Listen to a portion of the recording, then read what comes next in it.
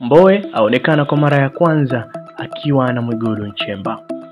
Baada ya ukimya wa muda mrefu, mwenyekiti mstaafu wa Chadema Freeman Mbowe aonekana hadharani leo Machi 25, 2025 katika msiba baba mkwe wa waziri wa fedha Mwigulu Nchemba.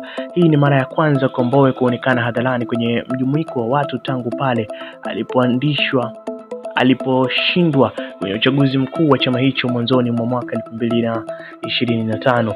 Mbowe ameungana na waombolezaji wengine kuifariji familia ya Mwigulu Nchemba kufuatia msiba wa mzee Winfred Joachim Ngure aliyefariki akiwa anapatiwa matibabu nchini India.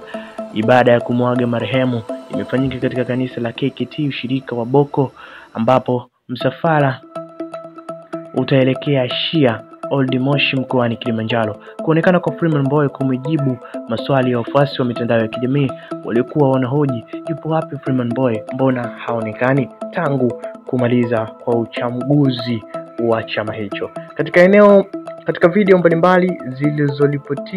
video mbalimbali zilizopostiwa na Global Online zimemuonesha Mbowe akiteta jambo na Mwigulu Nchemba katika msiba huo, jambo ambalo limeibua shangwe kwenye mitandao ya kijamii.